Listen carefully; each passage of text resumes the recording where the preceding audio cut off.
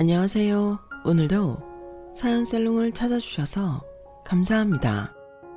저는 초등학교 다니는 아이들을 홀로 키우고 있는 30대 여성입니다. 남편과는 21살에 만나 24세 결혼했고 결혼 생활은 12년 정도 했어요. 그리고 이혼한 지는 2년 정도 되었는데 2년 만에 저와 남편의 처지가 180도 달라져 이렇게 사연을 보내게 되었어요. 사이다 사연이라고 하던데 저한테도 그런 사이다 같은 일이 있었거든요. 그리고 그 이야기를 시작하려면 제 어린 시절 이야기부터 시작해야 하는데 부디 제 사연을 끝까지 함께 해주시길 바라겠습니다. 저는 다른 형제가 없는 무남 동료였어요. 부모님이 어렵게 가진 아이라 어릴 때부터 참 귀하게 자랐는데 그때까진 세상 무엇 부러울 것이 없는 어떻게 보면 저밖에 모르는 이기적인 아이였어요. 주변에서는 혼자라서 그렇다며 저희 부모님에게 동생을 낳아줘야 한다고 조언을 했지만 저희 부모님은 그럴 수가 없었죠. 저를 낳고 저희 엄마가 많이 아프셨거든요. 암이셨는데 저를 갖고 6개월 만에 진단을 받으셨어요. 그리고 저를 위해서 하암도 하지 않고 당신 목숨을 건 출산을 하셨는데 저를 낳고 그래도 기적이라면 기적이 일어나 10년 정도는 뒤늦은 수술과 항암을 하며 제 곁을 지켜주셨어요. 하지만 암이라는 병은 생각보다 끈질긴 병이었고 결국 다른 장기로 전이까지 된 암은 저희 엄마를 더 이상 제 곁에 있을 수 없도록 만들었는데요. 엄마가 그렇게 하늘나라로 가고 아빠는 열심히 사셨지만 예전 같지 않으셨어요.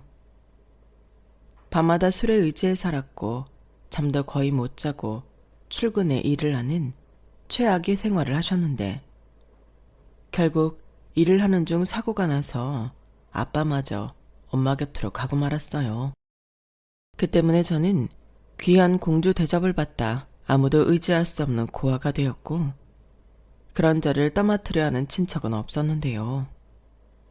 저희 부모님이 재산이라도 있었으면 모를까 빚밖에 없었으니 굳이 어렵게 저를 데려가겠다는 친척은 없었어요. 그때 다른 친척 언니가 그러더라고요. 야, 너 이제 고아원에 가야 한다고 하더라? 너 이제 어떡하냐? 라고 하는데 부모의 죽음도 받아들일 수 없었던 어린아이에게 고아라는 말은 너무 잔인한 말이었어요.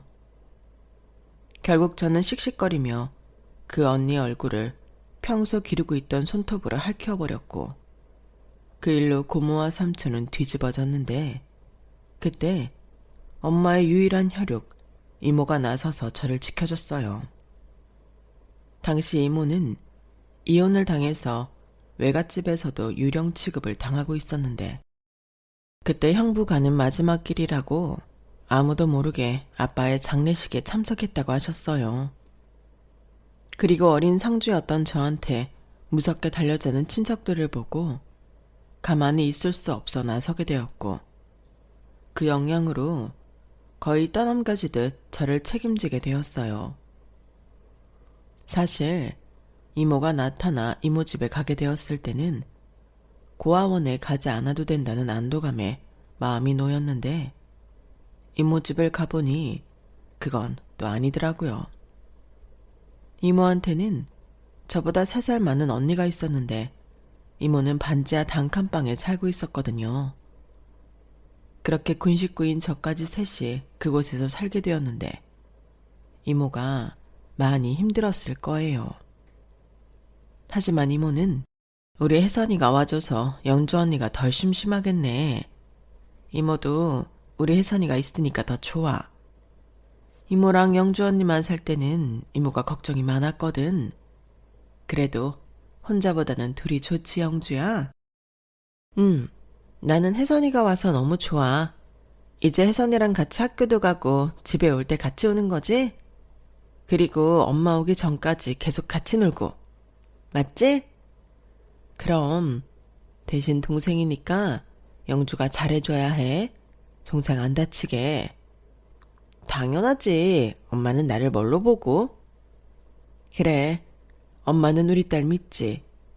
혜선아, 갑자기 많은 게 바뀌어서 힘들겠지만 우리 셋이 신나게 잘 지내보자. 이제 혜선이는 이모 딸이야. 엄마, 왜 말을 그렇게 해? 혜선아, 이제 너는 내 동생이야. 이제 내 동생 괴롭히는 애들은 다 죽었어. 언니만 믿어. 이렇듯 모든 것이 무서운 저에게 두 사람은 기꺼이 생활 공간을 공유해줬고 따뜻한 손을 내밀어줬는데 불편하지 않았다면 거짓말이었지만 그래도 좋았어요. 엄마가 하늘나라에 가고 아무래도 아빠의 보살핌은 세밀하지 못했는데 이모는 꼭 저희 엄마처럼 저를 챙겨줬거든요. 그리고 갑자기 닥친 현실에 잔뜩 주눅이 들어있던 저는 차츰차츰 다시금 활기를 찾기 시작했는데요. 혼자만 있던 저에게 영주 언니는 아주 좋은 친구였어요. 둘 다 형제 없이 혼자만 지내서인지 싸울만 하고만 영혼의 단짝처럼 잘 지냈죠. 그리고 그런 모습을 이모는 참 뿌듯해 하셨는데 언니가 중학교에 들어가면서는 이모가 돈을 더 벌어야 한다며 새벽부터 나가 밤늦게 들어오는 생활을 했어요.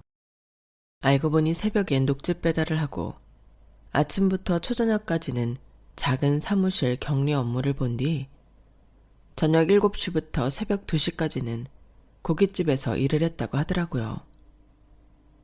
그렇게 세 곳에서 월급을 받아 이사도 가고 언니 학비도 내고 저까지 키웠는데 그래서 이모는 뼈가 부서져라 일을 했어도 모은 돈은 없었어요. 그래도 매달 마지막 주 일요일엔 시장에서 파는 통닭을 사와서 우리끼리 회포를 풀었는데 그때 이모가 맥주를 참 맛있게 먹던 모습이 어린 저에게 멋지게 보였어요. 하기사 그렇게 고생만 하다가 마시는 술인데 너무 맛있었겠죠. 그런데 저는 그것까지는 몰랐고 그저 저를 받아준 이모와 언니에게 민폐가 되고 싶지 않다고 생각했는데요. 그래서 혼자 집에 있던 시간이 많았던 저는 자처해서 집안일을 도맡아 했어요. 저도 무언가를 도움이 되는 일을 하긴 해야겠더라고요. 그리고 그 점을 이모가 참 고마워하면서 미안해 했는데 그렇게 저까지 중학교에 가고 언니가 고등학교를 가면서 집은 더 힘들어졌어요. 결국 이모는 사무실을 그만두고 3교대 공장을 다녔고 집에서는 부업을 하는 등 일을 쉬지 않았는데 누가 봐도 무리하고 있는 이모를 보니 너무 불안했어요. 저희 아빠처럼 갑자기 잘못될까봐 겁이 났던 거죠. 그래서 저는 대학이 아닌 고등학교를 졸업하면 취업을 해서 집에 실질적인 도움이 되고 싶었는데요. 아무리 생각해도 그게 맞는 것 같았어요. 영주 언니는 학원도 가지 않는데 공부를 좋아했고 심지어 잘했는데 저는 그렇지도 않았거든요. 그리고 저까지 대학에 간다고 하면 이모는 기꺼이 그렇게 해주겠다며 지금보다 더 무리할 게 뻔해서 그걸 볼 수는 없었죠. 그리고 영주 언니가 대학 등록금이 부족해 대학에 붙고도 가지 못하는 날이 오고야 말았는데 언니는 괜찮다고 자기가 벌어서 늦게라도 간다고 했지만 이모는 그날 혼자 많이 울었어요. 어떻게든 돈을 만들어 보려고 이리 뛰고 저리 뛰었지만 그게 되지 않았던 거죠. 결국 언니는 1년 재수를 했고 이모는 더욱 허리띠를 졸라매서 1년 뒤엔 언니 등록금을 만들었는데 그때 제가 저는 대학에 갈 생각이 없고 돈을 벌고 싶다는 말을 꽤 진지하게 했어요. 그러자 이모는 너까지 그런 무게를 짊어지지 않아도 된다며 괜찮다고 하셨는데요. 저는 그게 아니었죠. 이모, 나도 고민 많이 했어.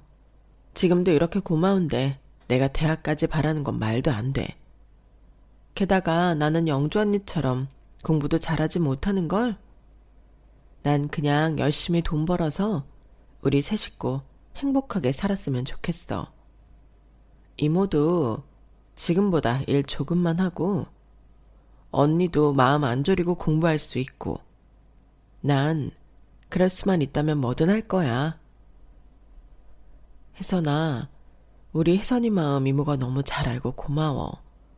근데 이모한테는 혜선이도 똑같은 딸이라서 혜선이가 그렇게 말해도 그러라고 할 수는 없어. 이모, 이건 내가 좋아서 내가 선택해서 그러겠다는 거야. 나도 이모를 돕고 싶다고. 혜선아, 이모, 내가 정말 이 말까지는 안 하고 싶었는데 내가 언니처럼 공부라도 잘했으면 이런 말 안 한다. 그럼 나도 눈 딱 감고 이모한테 대학 보내달라고 해서 그 다음에 더 큰 돈을 벌어야겠다는 생각을 하지. 근데 내 성적이 그건 아니잖아. 난 어차피 대학에 가도 지방대밖에는 못 가. 그럴 거 무리해서 뭐 하러 가? 그냥 지금 내가 할 수 있는 일로 돈을 벌어야지. 우리도 남들처럼 여행도 다니고 외식도 하고 그렇게 살자. 그게 내 꿈이야. 저는 그렇게 말하고 이모 손을 잡고 더 활짝 웃었어요. 이모는 제 말과 미소에 울어버리고 말았지만 저는 진심이었죠. 이젠 여기가 우리 집이고 이모와 언니가 내 가족이니 가능하다면 제가 제 손으로 행복하게 해주고 싶었어요. 그래서 저는 20살에 취업을 했고 자격증이 있으면 뭐든 유리하다고 하길래 저녁에는 학원을 다니면서 자격증 공부를 했는데 그렇게 3번 이직 만에 제법 그럴싸한 회사에 사무직에 취직할 수 있었어요. 그리고 거기서 빌어먹을 남편을 처음 만났는데 그 전까지 좋아하는 남자는 있었지만 제가 좋다고 다가온 남자는 남편이 유일했었죠. 그게 생각보다 싫지 않더라고요. 저 역시 누군가한테 관심받고 사랑받고 싶은 마음이 많았기에 남편의 그런 마음이 좋았는데 그렇게 남편과 진짜 연애를 하게 된 거예요. 그러면서 자연스럽게 제 이야기도 남편한테 하게 되었고 남편 역시 그리 풍족하지 못한 집의 아들이었지만 고아나 다름없는 저보다는 형편이 나았기에 저를 많이 안쓰럽게 생각했는데 그래서였을까요? 제 사연을 모두 알게 된 남편은 그 후로 제 보호자를 자처했어요. 이모와 언니도 그런 남편의 모습을 보고 좋은 사람 같다며 저희 만남을 축하해줬는데 특히 이모가 남편에게 많이 고마워했어요. 우리 혜선이가 아직은 나이도 어리고 경험도 부족해서 서툰 게 많지만 옆에서 잘 좀 챙겨줘요. 내가 참 착하고 마음이 여린데 상처 주지 말고 잘 만났으면 좋겠네. 라며 남편을 볼 때마다 어떻게라도 더 좋은 걸 먹이고 싶어 신경을 많이 썼는데 그때 남편이 이모를 장모님처럼 생각하겠다며 저에게 결혼하자고 했죠. 결혼이라니 사실 생각도 못한 일이었는데 남편이 너무 좋다 보니 결혼은 하고 싶었어요. 하지만 모아둔 돈이 많지 않았던 저는 결혼도 쉬운 일이 아니었는데 그때 이모가 저에게 2천만 원이 든 통장을 건네주더라고요. 이모, 이게 뭐야? 뭐긴 네가 이모한테 쓰라고 가져다준 생활비 모아둔 돈이야. 그러니까 이건 네 돈이지. 아니, 그 돈을 안 쓰고 모았다고? 왜? 이럴 날이 올 줄 알았으니까. 그리고 네가 밖에서 힘들게 번 돈을 이모가 어떻게 쓰니? 아까워서 못 쓰지. 그래도 이러는 법이 어딨어. 나는 이모를 돕고 싶었는데. 충분해. 아니, 차고 넘치지. 그리고 가족끼리 도울 일이 뭐가 있니? 그저 이모한테 너는 고맙고 대견한 그런 존재야. 네가 가져온 돈을 저금하면서 이모가 얼마나 많이 힘을 얻었는지 알아? 이건 돈이기 전에 혜선이 네 마음이잖아. 그러니까 더 잘 썼어야지. 이게 뭐야. 그리고 이걸 주면 내가 좋다고 홀랑 받아서 쓸 줄 알았어? 이모는 정말 내 마음도 몰라. 모르긴. 이모 마음 같아선 여기에 돈 더 보태서 우리 혜선이 시집 잘 보내고 싶지. 근데 영주 공부도 아직 안 끝났고 이모가 그럴 여유가 없다. 대신 이거라도 있으니 얼마나 다행이야. 큰 도움은 안 되겠지만 이걸로 너 시집 가. 그리고 이모가 열심히 벌어서 우리 혜선이 도움 필요할 때마다 도울 수 있도록 할게. 이모 믿지? 이모, 그게 무슨 말이야. 난 이미 이모한테 넘치게 받았어. 그렇게 말해주면 고맙고. 그러니까 이젠 시집가서 더 넘치게 사랑받고 행복하게 살아. 이모는 사실 영주보다도 혜선이 네가 걱정이었어. 우리 혜선이는 마음도 약하고 정에도 잘 흔들리는 아이잖아. 그래서 어디 나쁜 사람한테라도 이용당하지 않을까? 늘 걱정했는데 이젠 그런 걱정을 안 해도 될 사람을 만난 것 같아서 이모가 얼마나 감사한 줄 아니? 이제 우리 혜선이 진짜 행복할 일 남은 것 같아서 이모가 너무 기뻐. 그러니까 혜선아, 꼭 잘 살아야 해. 꼭. 이모는 그렇게 말하고 또 목이 메어서 제 앞에서 울었어요. 그리고 정말 그러고 싶진 않았지만 이모가 준 돈을 받고 저는 남편과 결혼했는데요. 그때 남편이 자기가 모은 돈이랑 자기 집에서 도움을 받아 당시 4천만 원 빌라를 매매했는데 거기가 저희의 첫 보금자리이자 신혼집이었어요. 그리고 1년 뒤 첫 아들을 출산했고 곧이어 둘째를 낳았는데 더 이상 제가 회사를 다닐 수는 없겠더라고요. 시댁에서 따로 아이를 봐줄 수 있는 것도 아니었고 엄마 손이 많이 필요한 아이들 두고 회사를 다니는 게 정말 쉽지 않았는데 결국 남편이 먼저 이야기를 해줘 저는 전업주부가 되었어요. 아마도 그때부터 남편의 눈치를 보게 되었던 것 같은데 둘이 벌다 남편 혼자 벌게 되니 저절로 주도권을 남편한테 뺏긴 것 같았죠. 개인적으로 쓰는 돈도 없는데 이상하게 눈치가 많이 보였거든요. 그러다 설상가상으로 회사가 힘들어지면서 남편이 정리해고 되었는데 그때는 정말 막막했어요. 아이들도 아직 어리고 집 대출금도 있어서 하루하루가 불안했는데 그래서 제가 먼저 집이라도 팔아서 가게를 하던가 하자고 했어요. 그렇게 집을 팔려고 하는데 뜻밖의 시댁에서 5천만 원을 해줄 테니 집을 팔지 말라고 했고 감사하게 그 돈을 받아 저희는 삼겹살 집을 차렸는데요. 당시 시댁도 식당을 하고 있었기 때문에 시댁 도움을 많이 받았어요. 그리고 아이들을 어린이집에 보내고 장사 준비도 돕고 저도 제가 할 수 있는 일을 찾아서 하며 가게가 잘 되기만을 바랬는데 삼겹살집 특성상 점심보다는 저녁 장사가 잘 되더라고요. 그런데 저는 아이들 때문에 저녁 장사 때 가게에 나올 수 없었는데요. 하는 수 없이 아르바이트와 직원을 구할 수밖에 없었어요. 너무 바쁜 때는 시어머님이 저희 가게에 나오셔서 주방 일을 도맡아 해주셨지만 그걸 매일 바랄 수는 없었거든요. 그리고 집에서 애들과 있는 시간이 노는 건 아니지만 가게에서 혼자 이리 뛰고 저리 뛰고 있을 남편 생각에 저는 늘 마음이 불편했는데 그때부터 저희 사이는 예전 같지 않았던 게 사실이었어요. 남편은 더 이상 저를 챙기고 배려하지 않았거든요.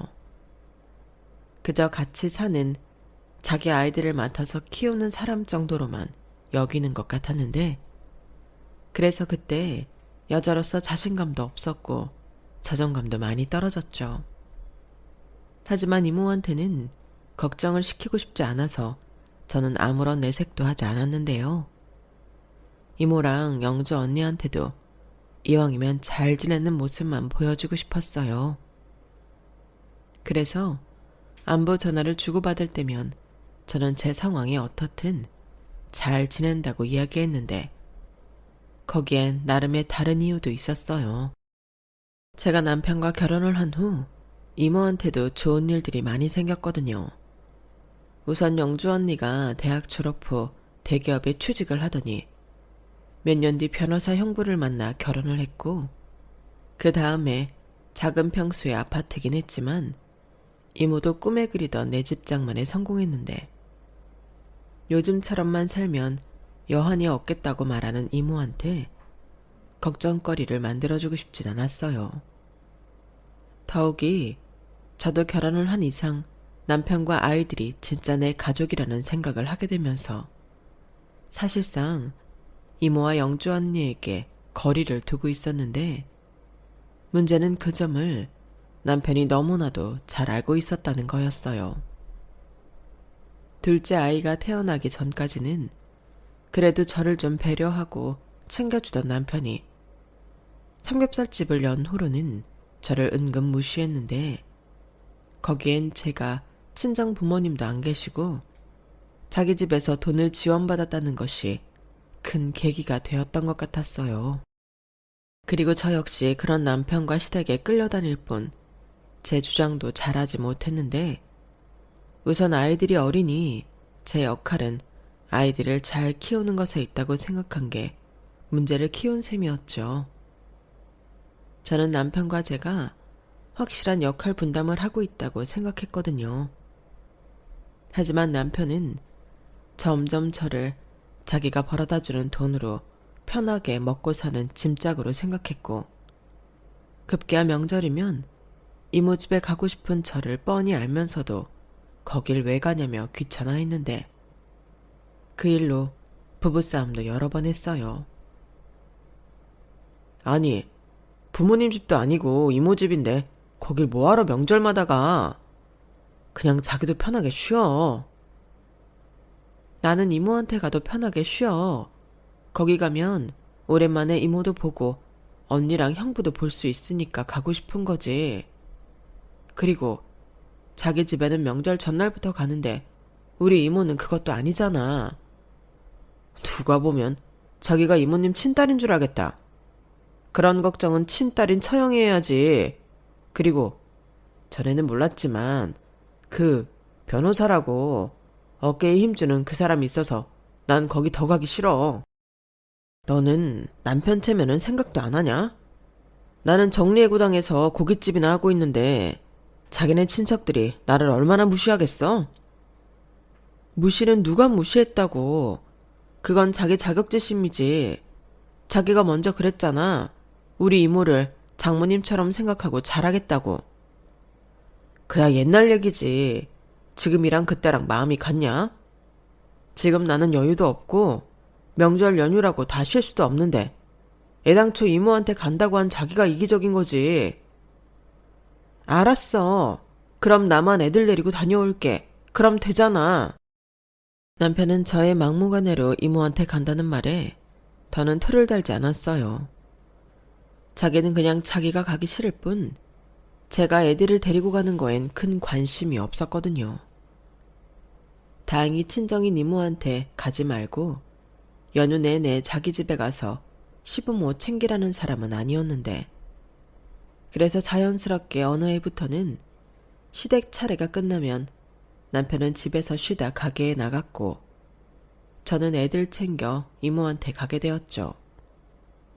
이모, 나왔어. 그래, 어서 와라. 정서방은? 아, 이따 저녁에 가게 나간다고 나랑 애들만 왔지.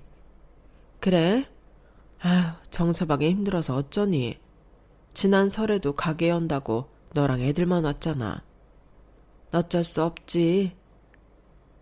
동네 장사고 쉬는 직원이랑 아르바이트 셋 있으니 주인이 더 바쁘지. 저는 그렇게 이모에게 말하고 우리는 원래 이렇게 산다는 듯 아무렇지 않게 이모 집에서 하룻밤을 보냈는데 언니와 형부가 오면 저도 어쩐지 남편이 옆에 없다는 것이 못내 서운했어요. 형부는 자상하고 또 개그만 뺨칠 정도로 재미있는 사람이었는데 거의 형부의 주도하에 분위기가 화기애애했거든요. 거기에 저희 애들도 어찌나 예뻐하는지 저는 언니랑 이모랑 쉬라고 하시고 애들만 놀이터에 데리고 나가서 2시간 넘게 놀아주기도 하셨는데 정말 그럴 때면 그러고 싶지 않은데 남편과 형부가 비교되어 은근 자존심도 상했어요. 형부 같은 사람이랑 사는 언니가 부럽기도 하고 나는 왜 이렇게 사나 우울하기도 했는데 그럴 때면 이모가 저한테 따로 용돈도 챙겨주고 음식도 언니보다 더 많이 싸주면서 신경을 많이 써줬죠. 이모, 뭘 그렇게 많이 줘? 이모는 뭐 먹으려고? 그러지 말고 언니한테 더 싸줘. 에휴, 무슨 소리. 영준이는 집에서 밥도 잘 안 먹는데. 그리고 애도 없는데 지들끼리 알아서 하겠지. 아까 보니까 우리 서준이랑 하영이가 이모 반찬을 잘 먹던데. 이거 전부 가져가서 먹어. 밑반찬 많으면 네가 좀 편하잖아. 정서방도 챙겨주고. 고마워 이모. 매번 이렇게 신경 쓰게 하고 미안해. 미안할 일도 많다. 이모는 너한테 이렇게 바리바리 싸줄 때가 제일 행복해. 영주 그건 내가 뭘 준다고 하면 싫다고 칠색팔색을 하는데 얼마나 미운 줄 아니? 그야 언니는 이모가 고생하니까 그렇지. 아이고 이런 고생은 사서도 해. 내가 내 새끼 챙기는데 이깟게 뭐가 힘들어?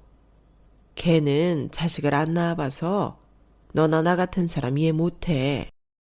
그렇게 말하지 마. 언니 지금 임신 안 돼서 마음고생하고 있는데. 그래, 그건 좀 안쓰럽긴 해. 그래도 저 성격에 애까지 있으면 그건 그거대로 걱정이다.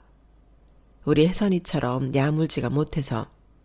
이모는 그냥 쟤들은 지금처럼 지들끼리 살아도 좋겠다는 생각이야. 솔직히 영주 쟤가 엄마 상은 아니잖아.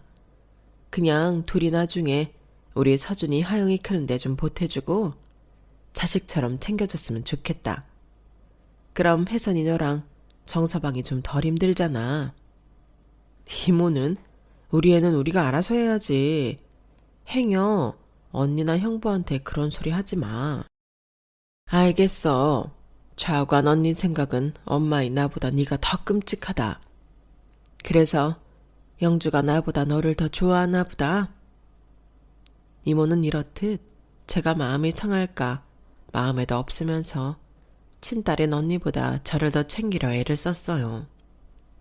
그리고 그 마음을 잘 아는 저는 하루라도 더 빨리 잘 되어 이모에게 남 부럽지 않게 잘 사는 모습을 보여주고 싶었는데요.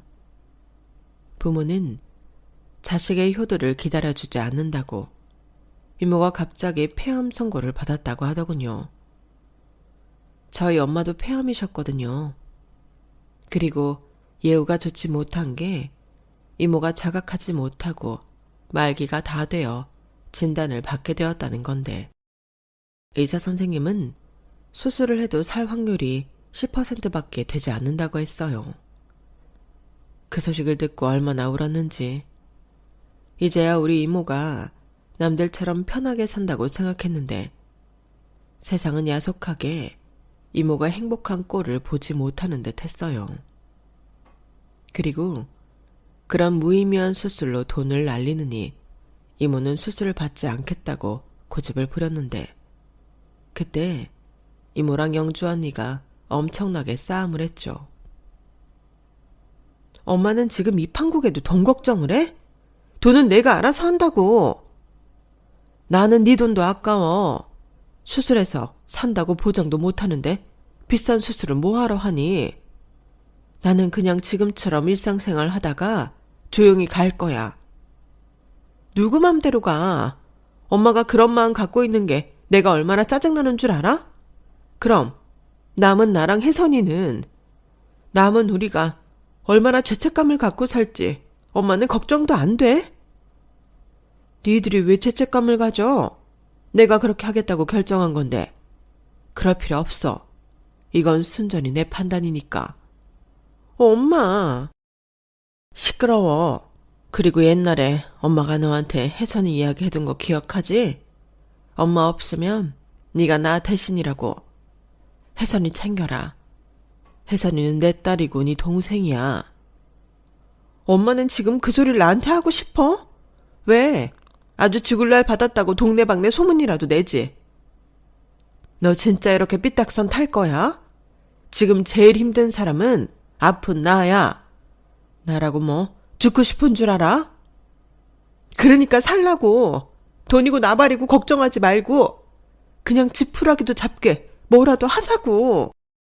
언니는 거의 정신이 반쯤 나간 사람처럼 방방 뛰며 소리를 질렀어요. 그리고 그 모습을 병실 밖 복도에서 모두 보고 들은 저는 앞에 나설 수도 없어 복도에서 숨죽여 눈물만 흘렸는데요. 그렇게 버티던 이모는 고집대로 수술도 받지 않고 병원과 집으로 가다 세상을 떠났어요. 다행히 큰 고통 속에서가 아닌 조용히 잠을 자면서 마지막을 맞았다고 했는데 언니의 소식을 듣고 저는 시댁에 아이를 맡기고 곧장 빈소가 차려진 장례식장으로 향했어요.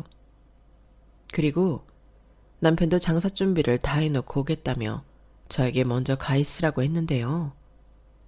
남편은 그날 저녁 손님이 너무 많아 가지 못하겠다며 다음 날 일찍 오겠다고 연락을 하더군요. 사실 그때부터 저는 마음이 좋지 않았어요. 정신도 차릴 수 없을 만큼 힘든 저랑 언니 때문에 고맙게도 형부가 모든 일을 혼자 처리해줬는데 남편은 자기 돈 버는 일이 더 중요하다고 오지도 않고 있으니 눈치가 보이더라고요.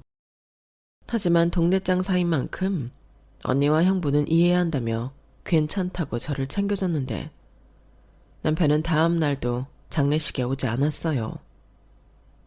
오후 늦게 전화가 걸려왔는데 자기가 어제 너무 힘들어서 늦게 일어났다고 했고 오늘은 정말 갈 거고 거기서 날 새고 발인까지 함께 할 거니 장사 준비 다 해놓고 오후 늦게 오겠다고 했는데 역시나 남편은 다음날 아침까지 코빼기도 비치지 않았어요.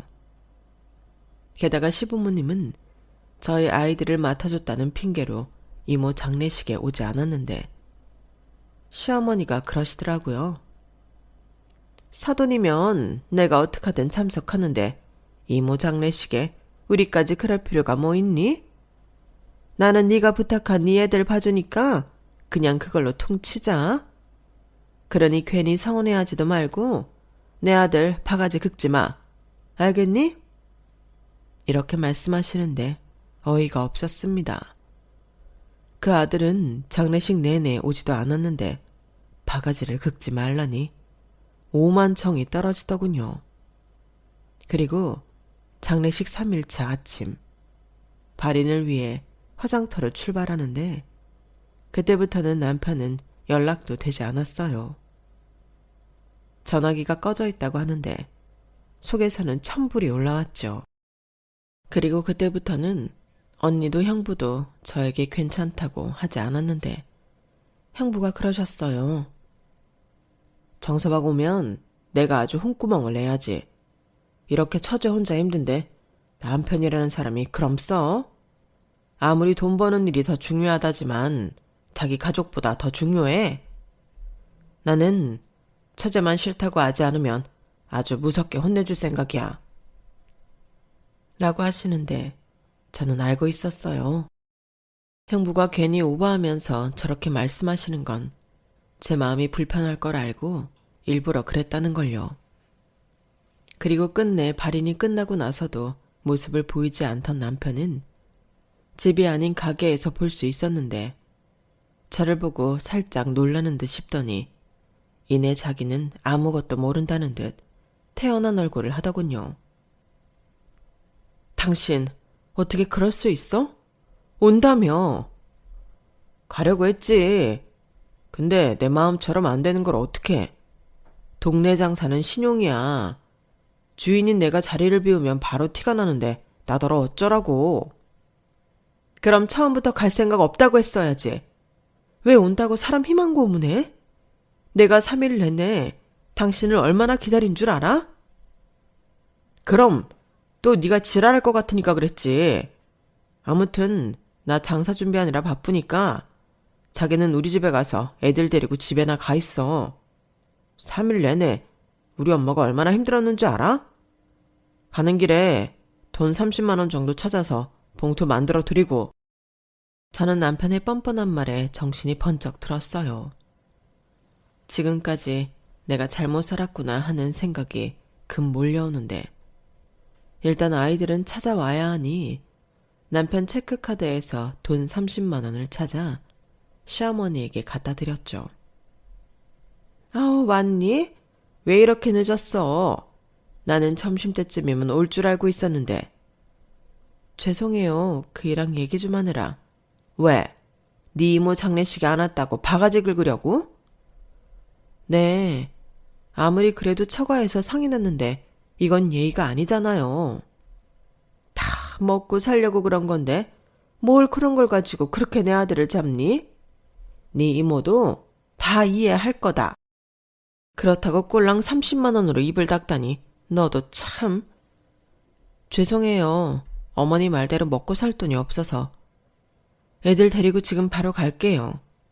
뭐? 바로 간다고? 이렇게 된 거 밥이나 먹고 가. 어차피 너 애들 데리고 가면 네가 밥 해야 하잖아. 거기서 하던 여기서 하던 똑같은데. 이왕이면 여기서 하고 네 시아버지 오면 같이 먹자. 어머니는 지금 저를 보고 저녁상 차리라는 말을 하고 싶으세요? 저 지금 손가락 까딱할 힘도 없어요. 마음 같아서는 애들도 하루 더 부탁하고 싶었는데 어머님이 그러실 분이 아니라서 데리러 온 거고요. 그동안 저희 애들 봐주시느라 고생한 건 너무 감사한데 앞으로 저한테 함부로 하지 마세요. 어머, 얘가 장례식장에서 뭘 잘못 먹고 왔나? 너 지금 나한테 뭐라고 했니?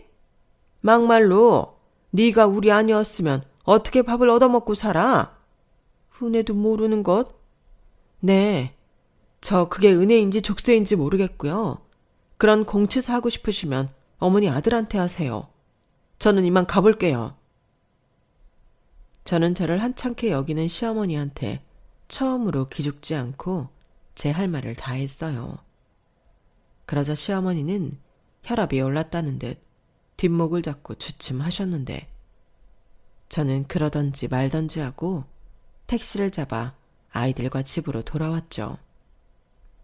그리고 3일 만에 집에 온 저는 정신없이 집안을 치우기 시작했는데요. 일단 제가 없었다고 집이 난장판이었고, 특히 주방과 욕실, 화장실 상태가 나빴는데 저는 오히려 잘 됐다고 생각했어요. 바쁘게 몸을 움직이고 청소를 하다 보면 아무런 생각도 하지 않을 수 있으니 청소에만 집중했는데, 그러던 중 아무리 생각해도 이상하다는 느낌이 들더군요. 애들이 있던 것도 아닌데 남자 한 명이 집안을 이렇게나 어지럽혀 놓는다는 게 이상했어요. 그리고 침실을 치우며 저는 충격을 받고 말았는데요. 저와 남편이 쓰는 침대에서 나오지 말아야 할 망측한 물건이 나왔는데, 안방 화장실에서는 스타킹과 제 것이 아닌 귀걸이 한 쌍이 저 보란 듯이 세면대 위에 올려져 있더군요. 저는 온몸이 배신감에 부들부들 떨렸어요. 제가 슬퍼하고 정신이 모두 무너져 내리고 있는 그 시간에 남편이 다른 여자와 부정행위를 하고 있었다는 것이 용납이 되지 않았는데, 저는 그 길로 증거들을 가지고 남편을 죽일 듯 가게로 향했어요. 그리고 가게에 도착했을 때 저는 가게가 아닌 남편의 차로 향했는데요. 분명 차에도 증거가 있을 것 같았거든요. 그래서 차 안에 있는 블랙박스를 뒤졌는데 지난 3일 차 안에서 두 년놈이 나눈 대화 내용이 녹음되어 있더군요. 오빠, 근데 우리 이래도 돼? 오빠네 와이프 이모 장례식이라며. 이모잖아. 그리고 이모면 어떻고 장모님이면 어떠냐? 이렇게 3일 동안 마누라도 없는 천국에서 우리 수진이랑 같이 있을 수 있는데. 뭐야, 오빠 진짜 나쁜 남자구나? 오빠 와이프는 오빠랑 나랑 이렇게 바람 피우는 줄 알면 뭐라고 할까? 뭐라고 하긴 뭐라고 할 수나 있겠어? 지가 나 아니면 누가 있는데. 믿고 있던 이모까지 죽었으니 더더욱 나한테 기어오를 수도 없지. 너는 오빠만 믿어. 뭐야, 그럼 이혼은 언제 할 건데? 난 그럼 언제까지 기다려?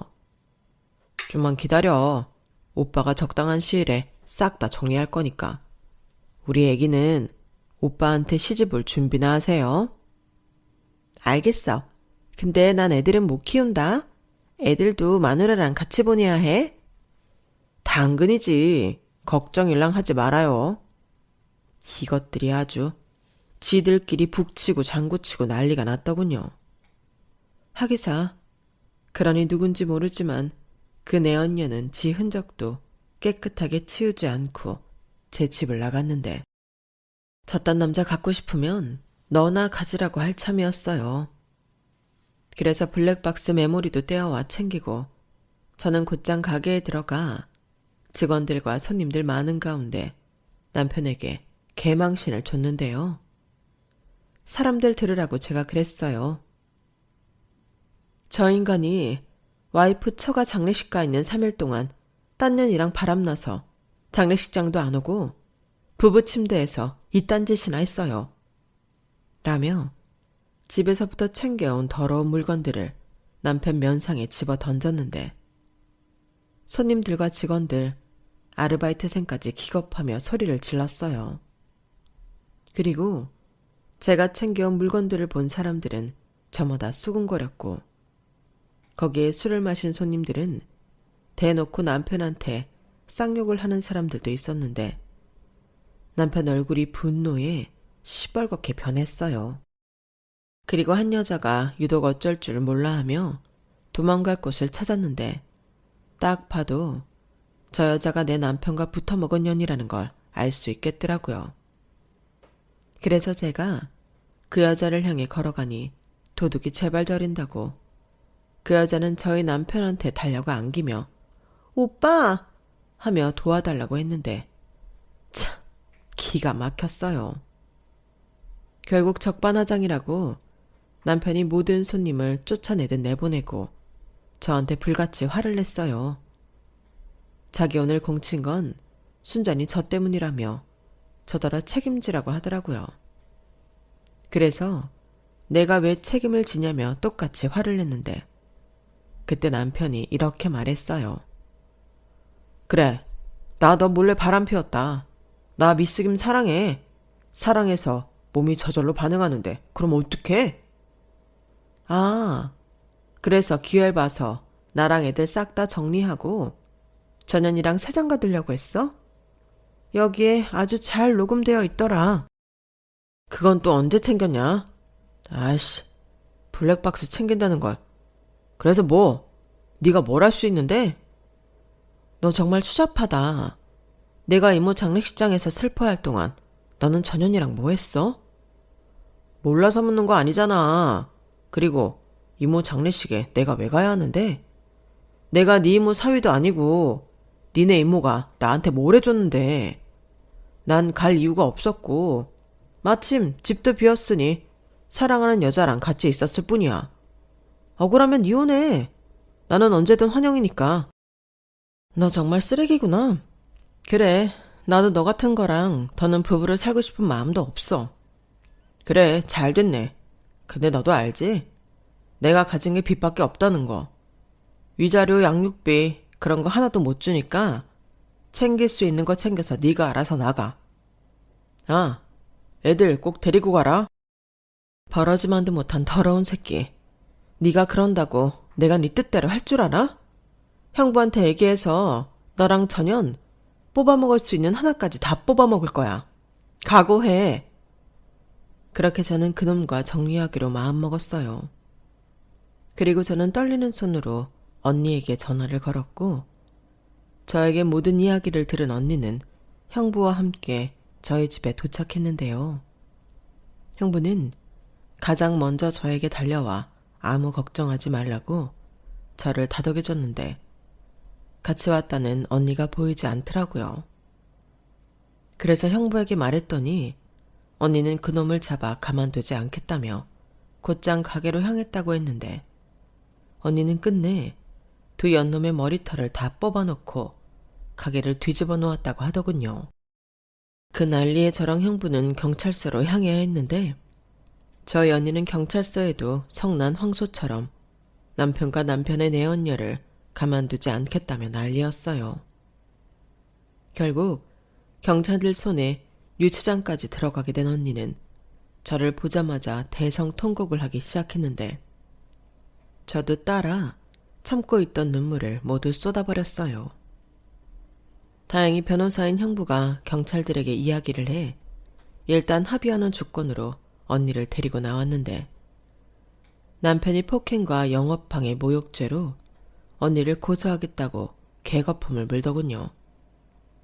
그러자 형부가 할 수 있으면 다 해보라고, 자기는 뭐 가만히 있을 것 같냐며 너나 조심하라고 했는데, 그땐 형부가 든든했어요. 그리고 가진 건 빚밖에 없어서 돈 한 푼 줄 수 없다던 남편에게 형부는 가장 먼저 이혼 소장 접수에 이어 남편이 재산을 처분할 수 없도록 부동산 처분 금지 가처분 신청도 넣었는데, 실제로 이혼 소장을 접수하자 남편 놈이 제일 먼저 한 게 자기 명의로 되어 있는 빌라를 처분하는 거였어요. 아무리 빚이 많아도 재산은 재산이니 그런 조치를 하려고 한 것 같았는데, 이걸 예상하고 형부가 미리 조치를 취한 거죠.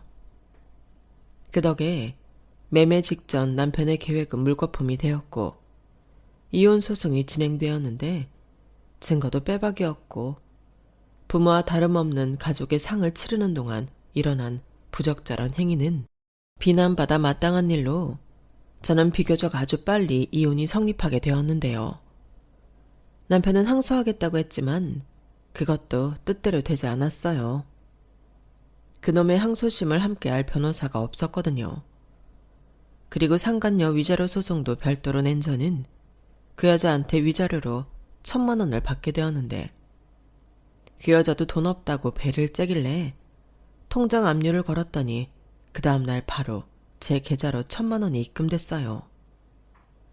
그렇게 말도 안 되는 결혼 생활을 정리하고 혼자가 된 저는 이모의 집에서 아이들과 머물고 있었는데, 영주 언니가 저한테 할 말이 있다며 찾아왔죠. 제가 워낙 이혼 때문에 경황도 없고 정신도 없어서 차마 이모의 유산 이야기를 하지 못했다며 자기가 이미 처리한 부분을 이해해 달라고 했는데, 저는 언니가 내민 뜻밖의 서류들에 입을 다물지 못했어요. 혜선아, 놀라지 말고 들어. 엄마가 살아생전 네 걱정을 많이 했어. 그건 너도 알지? 아마 이것들을 내가 아닌 혜선이 너를 위해 엄마가 남겨주려고 했던 것 같아. 이 집이랑 엄마 통장에 있는 돈들, 이거 다 혜선이 네 앞으로 해놓으려고. 언니, 아니야. 내가 이것들을 어떻게 다 가져? 그럴 순 없어. 난 친딸도 아니잖아. 야, 네가 친딸이 아니면 누가 친딸이야? 나랑 너는 엄마한테 똑같은 친딸이었어. 그래서 난 이렇게 하는 게 맞다고 생각해. 너 이혼해서 당장 애들이랑 살아야 하잖아. 그딴 놈 보란 듯이 잘 살아야 하지 않겠어? 그래도 내가 어떻게, 언니도 있는데. 걱정하지 마. 설마 내가 너한테 다 주고 나는 아무것도 안 챙겼겠니?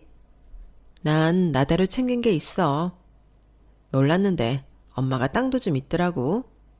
나는 그거면 돼. 나중에 땅값 오르면 그때 가서 딴 말 하지 마라. 언니. 아, 그리고 엄마가 노년에는 가게를 하나 하고 싶었는지 집이랑 멀지 않은 곳에 작은 가게도 매입해놨더라. 그거 너 해. 너도 먹고 살 돈을 벌어야지. 애가 둘이나 있는데 뭐라도 해야 하지 않겠어? 그렇다고 내가 그 많은 걸 다 갖는다고? 말도 안 돼. 왜 말이 안 돼? 이건 엄마의 뜻이기도 하고 나랑 네 형부의 뜻이야. 그리고 내가 정말 이 말은 나중에 하려고 했는데 언니 불임 판정받았다? 사실 진작부터 알고 있었는데 인정할 수가 없었어. 내가 왜 남들 다 갖는 애를 못 가져. 근데 안 되는 건 안 되는 거더라고. 그래서 네 형부랑 얘기해서 깔끔하게 포기했지. 우린 둘이 지지고 볶고 친구처럼 건강하게 늙기로 했다. 그러니까 이젠 네 애들도 너만의 애들이 아니야. 우리 애지. 난 내 조카들 아낌없이 줄 거야. 하고 싶은 거 있으면 뭐든 다 해줄 거라고. 너 언니 욕심 많은 거 알지? 저는 언니의 말에 눈물이 왈칵 쏟아졌어요. 저 말을 하기까지 얼마나 마음고생이 심했을까 생각하니 가슴이 너무 아팠는데 그래서 대답 대신 언니를 꼭 끌어안아줬어요. 그리고 이젠 우리 둘이 서로를 챙기며 잘 살자고 약속했는데 그래서 언니가 하자는 대로 저는 분에 넘치는 이모의 많은 재산을 상속받았습니다. 형부가 변호사니 참 이래저래 도움만 받던 저였어요. 그리고 현재까지도 저는 이모 집에서 아이 둘을 키우며 살고 있는데 이모가 매매해 놓은 가게에서 뭘 하면 좋을까 고민을 하다 이모라면 어떤 걸 하고 싶었을까 고민하게 되었어요. 그리고 평소 아기자기한 것을 좋아했던 이모 생각이 떠올라 예쁜 소품 가게를 차리기로 했는데요. 한켠에는 작은 테이블 2개 정도 놓고 카페로 활용해도 좋을 것 같았어요. 그리고 여행을 좋아하는 언니와 형부 덕에 저는 해외 소품도 싸게 얻을 수 있었는데 인터넷으로 스마트 스토어 샵도 함께 운영을 하니 혼자서 그럭저럭 아이들을 키우며 생활할 수 있는 정도의 돈을 벌게 되었죠. 무엇보다 빚이라는 게 없고 가게에서 나갈 것만 빼면 모두 순수익으로 남았는데 예전에 남편이 삼겹살집을 할 때에 비하면 수입이 엄청났어요. 그리고 호기롭게 저랑 이혼했던 남편은 끝내 빌라를 팔아 저한테 3분의 2에 해당되는 돈을 지불해야 했는데 그 덕에 사랑하는 내언녀에게 비굴하게 차였다고 하더군요. 그리고 뻔뻔하게 아이들이 보고 싶다며 저를 찾아왔는데요. 남편 놈이 깜짝 놀랐어요. 제가 아파트에서 살고 가게까지 하고 있으니 꽤 충격을 받은 얼굴이더라고요. 아니, 어떻게 나랑 이혼하자마자 이렇게 잘 살아? 설마 너 일부러 나랑 이혼한 거야? 혼자 다 독식하려고? 일부러? 왜? 내가 독식하려고 당신 바람 피우게 했다고 하지? 어디서 뻔뻔하게. 그래, 내가 입이 10개라도 할 말이 없는 건 맞는데 그래도 이상하잖아. 어떻게 기다렸다는 듯이 이렇게 잘 살아? 이모님이 죽으면서 유산이라도 남긴 거야? 그래, 네가 그렇게 안 챙겨도 된다고 했던 우리 이모가 나한테 이만큼이나 남겨준 거야. 그 덕에 이렇게 너 없이도 내가 우리 애들이랑 잘 사는 거고. 말도 안 돼. 이럴 순 없지. 유산이 있었으면 나한테 재산 분할을 받아갈 게 아니라 내 몫을 떼줘야 하는 거 아니야? 뭐? 내 몫? 너 진짜 뻔뻔하구나. 여기에 네 몫이 어디 있는데? 네가 우리 이모 살아생전 뭘 얼마나 했는데? 아니, 이모님이 자기 혼자 쓰라고 이것들을 전부 남겼겠냐 이 소리지. 아니, 이렇게 많은 재산이 있었으면서 왜 한 번도 우리를 안 도와준 거야? 아니다. 조카인 자기한테 이 정도 남겼으면 처형은?